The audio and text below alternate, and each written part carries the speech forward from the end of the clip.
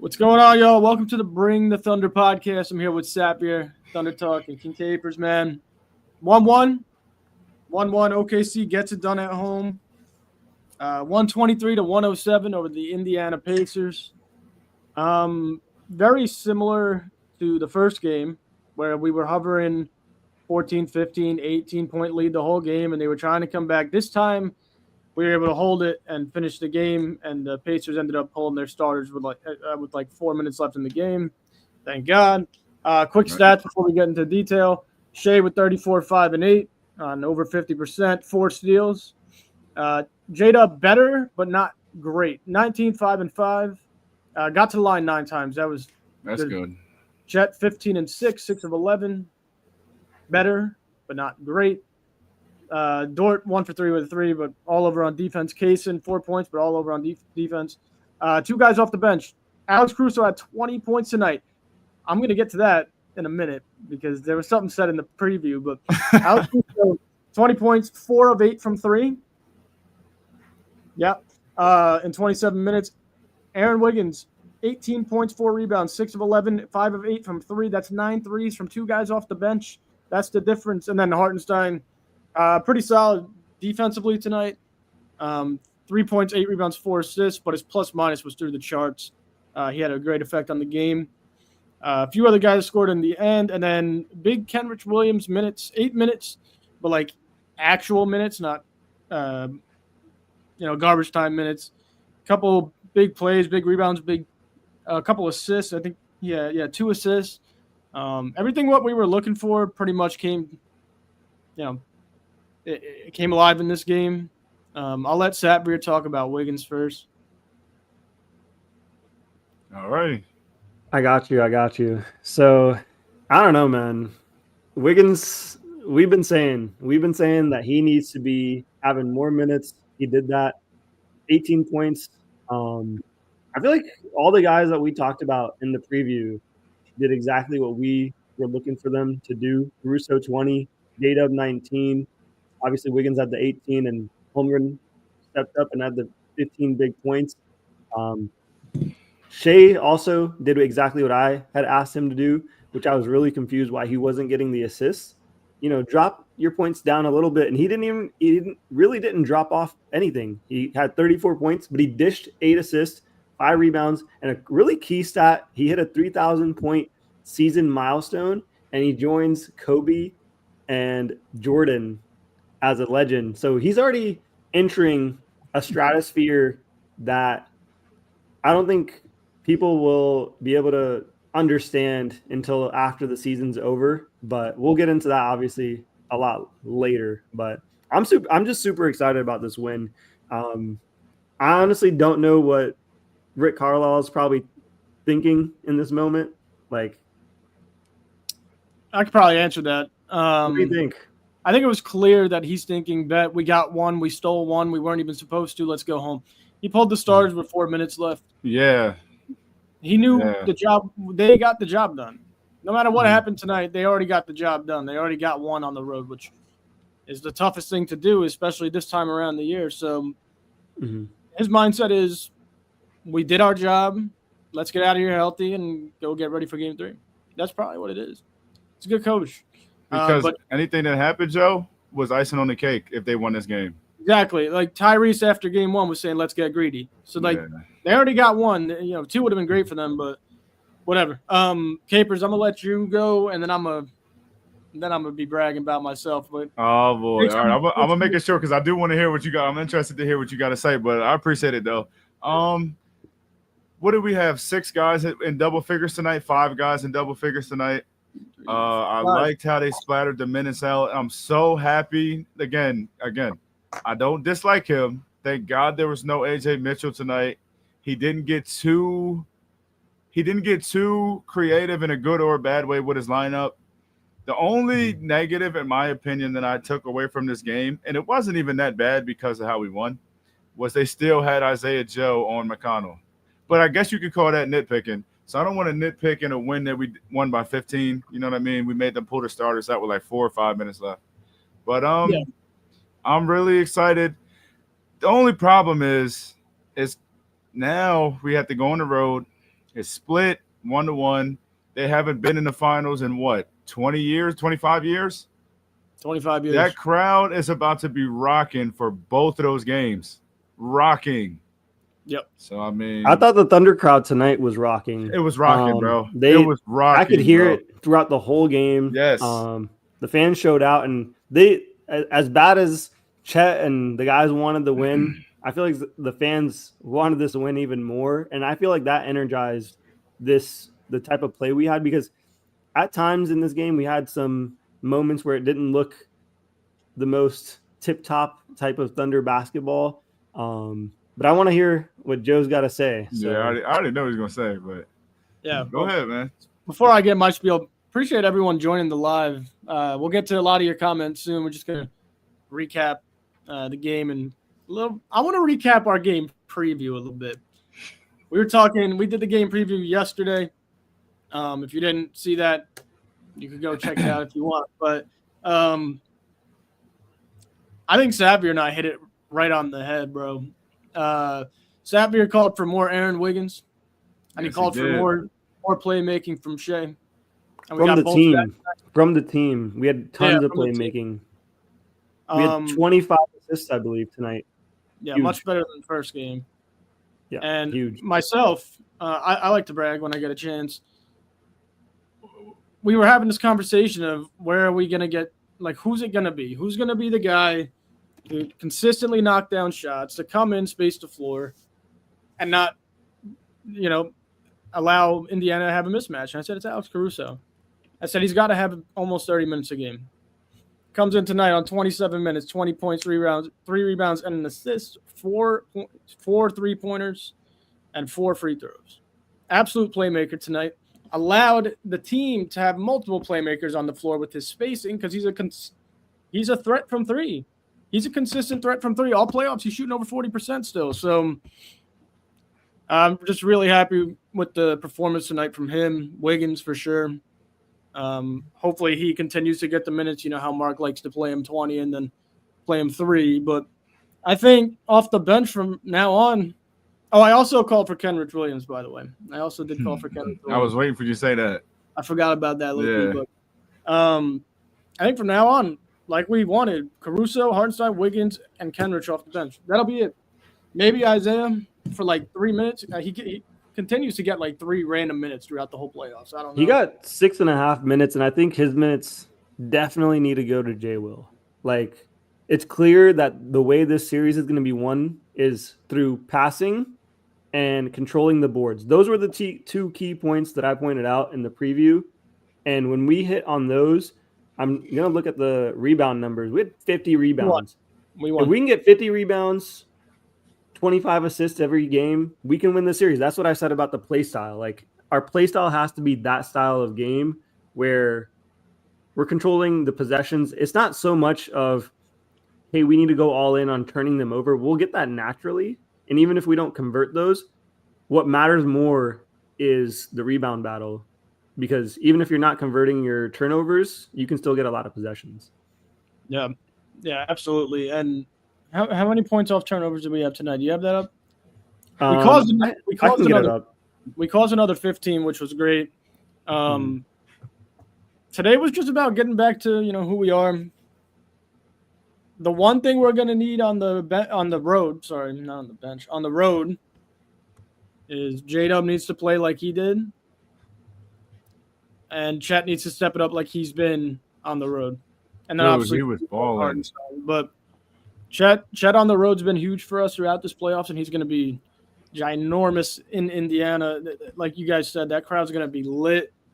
I think if we could slow them down early, we could take control of every game in this series. I'm not saying we're going to win out, but it's 2 games back-to-back where it was the same script. We were blowing them out the whole game, at least 14-plus, and then we closed it tonight. The first game, Halliburton went nuts, but it's just about – I mean, Mark did the right thing. He found the right matchups tonight. When they threw Thomas Bryant, we were throwing double big, and it was working. It was working. With Turner off the floor, we were throwing 1. Everything, all the rotation looked great. Players look great. We should be up 2-0, but Here we are, 1-1. The key moment came when we had that 19-2 run in the second quarter. That led Man, to was like it our really 19-2? It was 19-2. It was a My God. 19-2 run that led to a 23-point lead. That's really where we tipped the momentum. It was pretty decisive for us. So I thought that was a key moment that we definitely need to point out. And also we held Tyrese Halliburton in check mainly throughout the first 3 quarters, 3 points, 3 assists, 3 rebounds through 3 quarters, triple or quadruple threes, not looking good for him. And then also for game 1, I think we're 18-2 in the postseason following a loss. So Veer, let me ask you this. What's up, man? I hear you bring up Tyrese Halliburton, and I wanted. Well, matter of fact, this is questions for both of you actually. And the chat. Based off of the way we played superstars or the opposing team star player this whole playoffs, right? Whoever it was, whether there was the Grizzlies, Wolves, doesn't matter. Mm-hmm. How are we playing Tyrese Halliburton? Same way. The same? Are you sure though? Yeah. I thought it was a little bit more. I don't think we're loading up the way we do. Well, you don't, because he's not a prolific scorer. That's what I'm saying. So that's what I'm asking. Until it's time to win the game. Yeah, until it's time to be a prolific scorer. But yeah, like he had 12 points in the fourth quarter tonight. He had 5 before that. But I mean, it's just a bunch of different bodies, and we're able to switch. We're cutting off driving lanes for him and making him be a passer, which he's a jump shooter. And a jump shooter. He's a great passer. He's not a great jump shooter. If he's hot, damn. But we're forcing him to shoot the ball, and kind of forcing it out of his hands. Like, it's like, fine, if you're gonna shoot the 3, shoot it, because he's a much better player when he's able to get in the lane and either get his floater up, his layup, or kick out. And if we keep him on the perimeter, it's pretty much the same way we guard everyone. We play a team defense, we switch, we swarm the ball, and we make them jump shooters. We did the same thing with Ant. And what was the first game? Ant had like 1 shot in the paint in game 1 of the season. Yeah, literally like 2. Yeah. Like, that's what we do. I mean, Jokic is a bit different because it's a different position, but I feel like one thing we did better is every time he got we limited on him on the boards, which he couldn't push pace in this game. Right. And then on top of that, we also had one person spying him in a way where if he is going to push pace, we're going to stop him and slow him down. So I felt like that was a quick adjustment that we made throughout this game where it's like, okay, we know who their primary guy is, and they kind of just focused in a lot more on him. And then that pretty much just killed their whole game plan. When he's not going, they really don't have much. And I think they need to make an adjustment of something with their starting lineup where I think I mentioned their best key point that they can do is add more playmaking into it. And honestly, I would start a guy like TJ McConnell or something next to him because he is a great primary ball handler and point guard. I mean, there needs someone that can. I see your point. It's Nembhard. He played point guard. He's played point guard, and when he is on, you might want to leave TJ where he's at, bro. We saw him in game 1. Nembhard isn't a traditional point. I'm talking about a traditional playmaker point guard. They need a traditional playmaking point guard. Yes, that is him. But when you only have one of them, you can limit it. When you have 2 of them, it gets harder. That's the point. Right, but that's the thing. Like, that's why we were so confident coming into the series, because this team is playing outstanding basketball, really great team ball, but they're not as talented as the teams we played in the past. Yeah. No, that's where they lack. Well, they're just not as preceding the East. They're just not as talented as we are. Like that too. We have way more playmaking ability across the board. That's why I was shocked with the way we played when I looked at the final score line or like the assist line last game. I was like dumbfounded. That's where I was really like more angry with the team, where it's like, that's not how we play. So I'm glad we kind of switched that up. Also, we shot 55% from the field today. They shot 44. We also shot 50% from deep. That's unusual for the Thunder. We only took 18 shots from the 3-point line. They took double us, and they shot 40%, which is around what they've been doing. So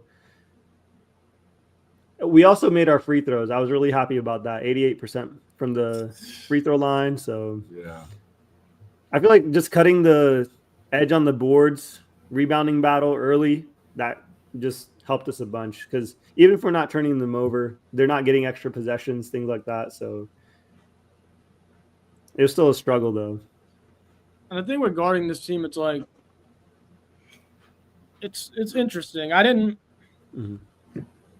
like. I already went over Halliburton. We guard Nemhard the same way we guard all guards in the NBA. If he's gonna cook, he's gonna cook. Well, we held him to 8 shots tonight in 32 minutes. So I mean, he shot 50%, but only 1 3 went in. So that's how we have to guard Siakam. We're just gonna throw hella bodies at him. If we learned tonight, if Kaysen gets stuck in the switch, he held his own until someone came over. He was letting Kaysen tonight. He was letting Siakam get into the paint before he caught the ball. Yeah. Last game, tonight, he wasn't allowing him to really get there. And if he did get there, there was already another body. And we're just going to live and die with Miles Turner shooting the ball. No matter where he shoots. You're just going to have to, bro. He's not a high volume scorer. That's what I said. Have to, yeah. Someone was arguing with me about that, about Miles Turner. I was like, we're going to live with that guy shooting all day long because if Miles Turner beats us in the series, great. But I just don't see that happening, obviously, especially across a couple games. The thing I'm most shocked about is Pascal Siakam. Like, I thought he's a lot better than he showed, in the Knicks series, how good he was. And maybe that's just because of how bad the Knicks defense is. But, man, that's one reason. Another thing is Siakam's always been all-star caliber, but he's so on and off. Like, he could go for 40. And then he could go for a game like this, 15 points. He went 3 of 11. He shot 9 free throws. Great defender.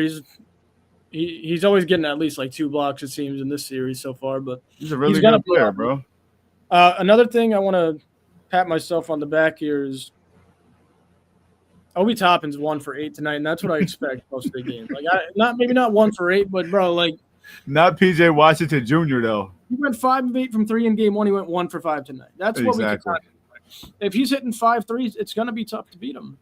It's going to be tough to beat him, but he's not like that. He's not. This team doesn't have a bench that can really compete with ours. We saw that tonight. When our bench unit first came in, that's where the run really started to happen. McConnell had 11, but like a couple baskets in the last couple minutes of the game. Obi had 3 points. Mathurin had 14, but he's not a 3-point threat, so we don't really – I mean, we could go back and forth with 2s. As long as they're not spraying 3s on us, we're fine. Like, I'm fine with – I'd rather have Mathurin have 14 than Obi shoot 5 for 8 from 3. I mean, he only shot 2 threes, Mathurin. Ben Shepherd, or whatever the hell his name is irrelevant. Thomas Bryant is irrelevant. They took him out of the game once we started exploiting his defense. He's miserable on the defensive side of the ball, and if he wants to shoot a 3, so be it. It's mismatch central. That's what it is. If J-Dub could score 25 on the road, we're gonna win both games, bro. Like, he was gonna have to though, in my opinion. But yeah, you're right though. I mean, their bench can't compete with our bench, and Thomas Bryant is miserable on defense. But I mean, you never know, man. He's got to wait till Wednesday. And then I could also be picking though. Like, we won by 16 tonight. I know it was a little bit more. The lead got kind of cut in the last 2 minutes when the bench came in. More than that. You could also be picky, like with Caruso and Wiggins both scoring almost 20 points, 20 and 18. Yep. And we won by 16. Are we supposed to win that game by 25? Like, that's another way to look at it. But I think we're just dominant. Yeah. I was going to mention the turnover. We had 15 turnovers on them, and we converted that into 7 points. So that's much better. Like, for at least the ratio. We're still not converting as much as we need to. That's why I said we don't need to focus so much on the turnovers. But I do want to pull up the game charts like I normally do. Really quick, before we you had that, when they are really good defensively getting back. You mentioned it in the first game recap, and my brain was just so all over the place. I got to watch it really tonight, and when we're coming off turnover, they already got 3 or 4 guys back. Sometimes we're rushing it, sometimes we hold it. I'd like to see us hold it and get possession, but you were right on that. Wait, so we forced 15 turnovers, and how many? Look at the rebound battle right here. We cooked the rebound battle. Well, no, we did not this game. 2? Yeah, we did. No, but it was 2. Because hold on, it's only 2 rebounds. Yeah, but that's good though. We're usually that's got to be skewed late. That's got to be skewed because of what happened late. Then Well, I a thought lot it was of more than that. Indiana gets a ton of offensive rebounds because they shoot long shots, know, and that yeah. causes long rebounds. And if we're not boxing out, which is really hard to box out when you're running all over the place for 14 seconds and threes goes up, that's where it comes in. But listen, every OKC series, we Still don't got even 50 have to rebounds, win the rebound battle. We have to keep it within 7. That's what it is. Yeah. We don't have to win the battle. I'm never going to say we need to win because in the regular season, we rarely won the battle from the rebounding perspective. But as long as we kept it close or decent, and against worse teams, we usually turn them over and convert way higher rate. But against this team, they have great transition defense. So that's not happening. So that's where the rebounding actually does matter. And so I'm glad the whole team kind of locked in on that. And then obviously the assist battle. This is where the games are going to be won between these two stats. This stat is directly correlated to this. So we did pretty well. We also had 13 turnovers ourselves. A lot of them were early. Yeah, a lot of them were early, but also first quarter. They were kind of weird turnovers themselves, but we shot much better in this game. We shot closer to – we kind of matched their style in this game. Shot great from the free throws. And then points in the paint. That's really another key factor that directly correlates with the assist battle, because if we're getting in the paint, that means we're also getting a bunch of assists. So I really like to see that we're beating them. We're the more aggressive team. That's also what it shows. They're going to get their fast break points. We kind of matched it with the second chance points here. So right. I thought it was a overall even battle, but this is kind of the way this is this exact style, copy paste for the next 3 games, and we sweep them. Like 5-1, gentleman sweep, whatever. Right. But if we do this, boom, easy. Like, no question about it. So I do expect one of the Indiana games. I think next game we take it, but I do expect game 4. Yeah, I know, right, Joe? I do expect game 4 to be really, really close. I think that's the one where it's going to be like coming down to the last couple seconds. And if we can win, obviously, game 3 and 4, I know we'll close it out. So I'm hoping for that. Man, this game got me pumped up. It's just about starting. It's crazy again. Sorry. It's about starting fast offensively and on the road, not letting them hit the first 5 threes. If they hit their first 5 threes, it's going to be a long game. Yep. If we could hit our first couple shots, hold them, it's going to be hard. Both games are going to be hard fought. And every not settling. Even tonight was hard fought, and we were blowing them out. But I'm super confident. I think it also is much easier. Indiana's fucking fantastic. Like, the atmosphere in Indiana, the fans are great. But I think it's easier to play in Indiana than it is in Minnesota and Denver. I may be wrong. It's going to be loud, but I think we'll be much more comfortable on the road against Indiana.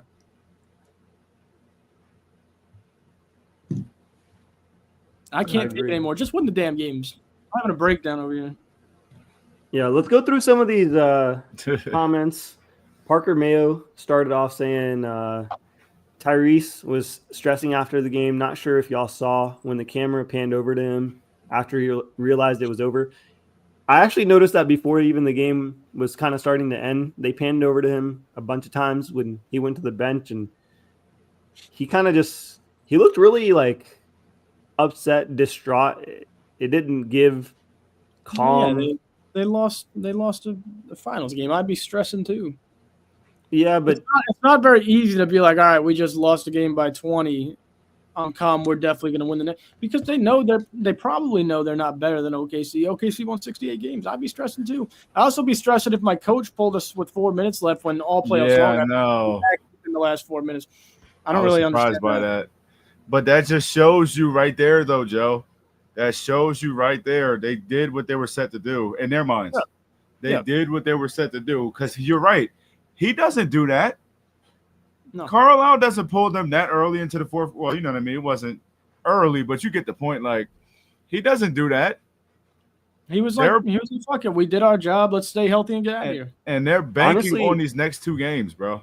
Yeah. Honestly, I was expecting them to play it out and try to gain some momentum because I felt like they were playing really well up until the point he pulled them off. So I was kind of confused why he did that because they were kind of cutting the lead a little bit slowly. And I was like, yo, like, why is he taking them out? It wasn't even, I think it was at like an 18, 20-point lead even at that point. So I was like, Halliburton hit a three. Halliburton hit a three to cut it to 17, I believe, with 4 minutes left, which, goddamn, that's reasonable for them, right? Yeah, I know. But maybe it isn't. Maybe it isn't. Maybe I'm just bugging. We got Steeds up in the chat right now. What up, Steeds? How you doing, bro? Viewer. Yeah, we got. El Sombra's also returning. What's going on, bro? Yeah. And Pretty then much ended the way game one was supposed to. Sonny D, let's go. Yes, sir, man. That's a cool picture. El Sombra also mentioned hopefully we can replicate this. That's pretty much what I was saying too. We can, if we can replicate this, we can steal the next two pretty handily. Yeah, well, here's the thing. We replicated it again. We played better tonight. But again, we were still up 14, 15, 16, 17 points last game. All game. So, yeah, the games were a bit different, but the score was the same until the end. So, 2 games in a row, we played the same exact game besides blowing it in the fourth quarter. I think Indiana's very good in the third quarter, but we held them. We won the quarter by 1 this time, and then we finished the game off. So, I think we just got to be OKC. Oh, a Nuggets fan. Yeah, we got a Nuggets fan. He's good. He's been in the chat. Sometimes he roasts us. Sometimes he's nice. Tonight he was nice. Oh, wow. Yeah, man. Awesome to see.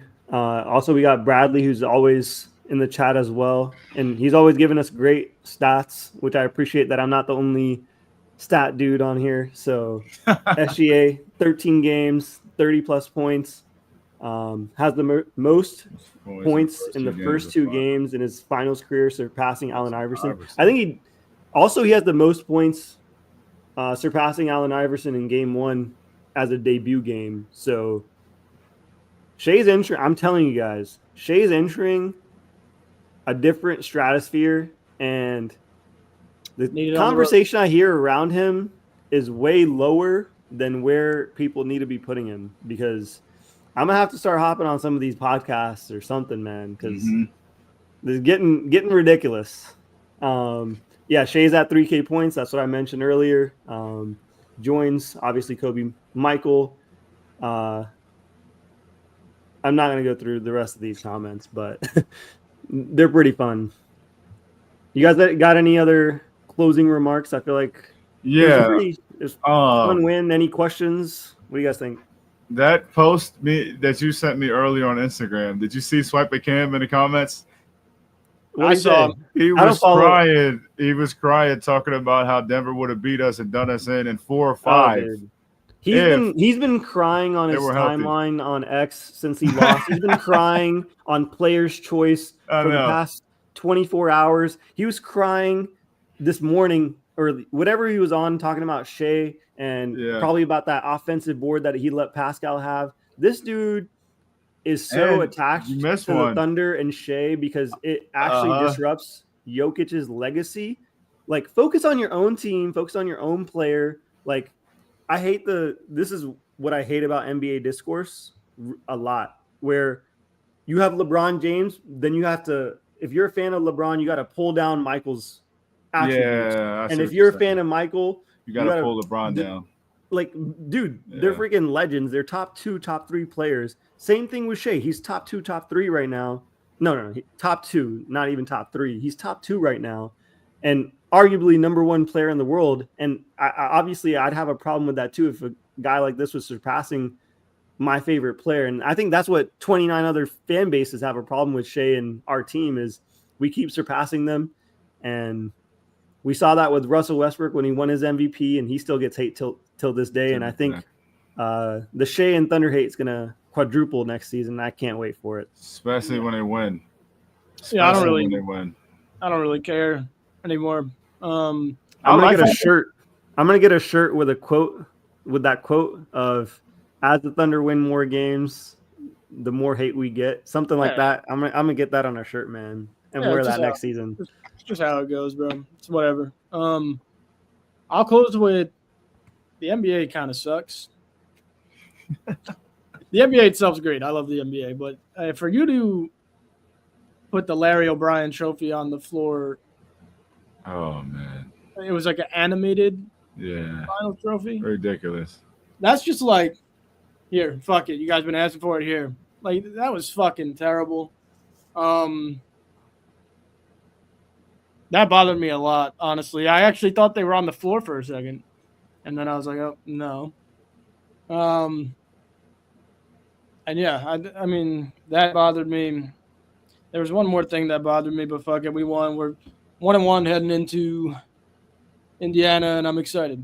It's our first finals win since Game 1 of 2012. So No. be happy tonight, right? Give a quick. You don't have to give a preview. Predict next game. What do you guys think? Capers, go first. It's gonna be tough. Listen to me. I'm gonna say it again for everybody who missed it or didn't hear it. They have not been in the finals since 2000. This is their first home finals game since then. It's 1-1. That crowd is going to go berserk, at the very least for that game. It's going to be extremely tough to win that game. Not saying we're not saying we can't. It's going to be extremely tough in that building. We're going to find out what this OKC team is really made of next Wednesday. Now, I guess you could say a prediction, I predict that game to go, I don't know who's going to win it. I predict that game to go all the way down to the wire. Somebody's going to have to make shots. Somebody's going to have to get stops and rebounds. I don't know who's going to do it yet. I'll sleep on it and let you know. Like I said, this game just ended, an hour ago. So but that's my prediction. That's a good point. I'm sure we'll do a preview too, but yeah. It's going to be tough. That game is going to be tough. It's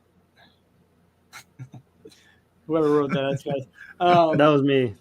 That was good. For me, I think Capers is being funny, bro. I think him saying they haven't been to the finals since 2000. It's gonna be loud. It is. It's gonna be really soul crushing when they lose. Yeah. It's going to be tough on Indiana fans when they lose. I think we win the game. I think if J-Dub and Chet play well, we win. I think it's as simple as that. J-Dub plays better on the road, by the way. I think he does. I think he does. No, his stats in the Denver series on the road destroyed them. So even in the Minnesota series, I noticed he plays really well on the road. I don't know what it is. I think it's like Game 4 he played very well. Yeah, I don't know what it is, but he plays well. I don't know, but I'm going to take OKC to win Game 3. I think it'll be down the stretch again, but I think it'll be more like, oh my God, Indiana's within 8, Indiana's within 6, but nothing more than that. I think if we play the right way, I was gonna say because Shea's proven to me like he's gonna be there no matter what. He's the best player in the world right now. I don't give a fuck. And it's all up to J-Dub and Chet. And if they play well, we're just gonna win. We're gonna win. So I'll take an OKC win, but I'll break it more down in our preview. Yeah, I'm hoping we win the next one. If we win the next one, it's going in 5. If we lose the next one, we're going in 6. Regardless, we're winning the series. It's not going 7 games. If you're putting live bets or whatever, or adjusted bets, go ahead and you can put that down on me. No worries. I don't know if I can handle a Game 4 being down 2-1 again. I don't think I can do it again. Let's just go in. We're not going to. Just go in and win Game 3, bro. Yeah. I can handle it. We went through the Nuggets series, and I think we're just the better team from the eye test alone. The stats don't have to even back us up that much. It's obvious. I mean, we see it. So it is the finals. One thing I do agree with Capers, that crowd, man. Bro, that crowd's gonna be. People don't realize our crowd is feisty. Yes. And we had a long stretch of games, so there's history of people noticing that the Thunder crowd is like that. Mm-hmm. But the Pacers aren't really in the playoffs like all that often, especially not in the NBA Finals. That crowd is going to be absolutely nuts. I cannot wait. And I'm excited to see how they play. So I have somebody telling me who works in the WNBA. He'll remain anonymous, but he said OKC wins in 6 when Caitlin Clark isn't in Indiana for Game 6 because apparently she's not going to be available to be at the game. That's what he said. He also said that J-Dub's going to go for 26 and Thunder win the next game. So we'll see. Hope he's right about the next game. I think in both Game 1 and 2 for J-Dub, he's honestly missing some really easy shots that he typically hits. Yeah. He's just been missing. Like he's got nerves. You could see it in his body. Some of his passes early, he was like, I don't know, like he was throwing it to the ground and shit. But he'll be all right. He's playing a little quick, and I think he just needs to slow it down just a tad. And for whatever reason, he does that on the road, and I think he'll hit the shots that he's been missing in the first 2 games. So I'm not too worried about him. The other guy, Chet, man. Chet, come on, man. Like, I'm wearing your jersey right now. Look at this. We need you. We need you to be locked in, playing the way you played today. I saw he made a huge effort on defense. Like, he was closing out on shooters like the way we needed in Game 1, honestly. Playing great, man. If he shuffles his feet, plays defense like that on the perimeter, and then we know what he's going to do down low, I need another game like that in terms of effort. The points and stuff will come for him because he's just naturally a really good player. He's going to hit his shots. He's going to do his thing. If we get him the ball, that's the other thing. They made an effort to get him the ball. Hartenstein got 4 assists. That one lob to him was huge. A lot of kickouts to him as well. So we need to continue feeding the guy that we know is that skilled. And that's where it's confusing to me why we would ever go away from feeding a guy like Chet. Usually gets a lot of points. They made it a point to get him going early. Him and Kaysen, really. I mean, because not only that, he looked confident, guys. He looked like he didn't have nerves. He looked like he's been there before. Yeah, he settled in. Yeah. Now we got to do it on the road. Yeah, we got to remember this is all these guys' first finals run. I mean, in Game 1, Lou Dort had 5 steals, 5 threes in his first debut game. Shea had 38. Like, these guys are playing at a crazy rate for the age that they're at. Like, Chet should not be playing at this level. Like, he shouldn't be competing with a guy that's a 10-year vet in Miles Turner. Like, that shouldn't even be a conversation. That should never happen in the NBA, but he's doing that. And so kudos to him, and hopefully he keeps that up. The one part of his growth that I want to see, I had to worry about this in the regular season. I mentioned it, where his ball handling needs a little bit of work. I need him in the lab this summer. Turn into KD. Get your handles up. It ain't going to happen, bro.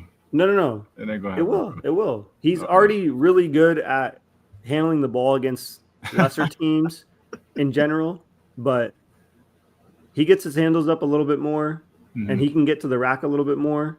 That's where his game's going to expand, and the Thunder itself is going to probably win 70-plus games if he can do that. So yeah, if they can work with him, I agree. Not fully KD, but not fully on that level. But I'm saying I get your point. Yeah, as long as he's able to make it, where he's not getting ripped a lot and the ball stolen, where people are a little bit more afraid of his ball handling. Because right now, they really don't fear.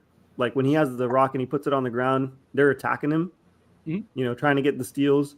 If he can get it a little bit tighter, this team's going to skyrocket. They'll continue to work on his shot, his handles, and his post game. He's going to be a fucking beast. But for now, I think we're all set. No more comments we got to get to. All right, well, appreciate everybody joining. 1-1. OKC takes down Indiana in Game 2. We got Game 3 on Wednesday. I didn't screw it up this time. Wednesday. Mm-hmm. And, if you're enjoying the content, enjoying the live, subscribe to YouTube, hit us up on Instagram, all the other socials.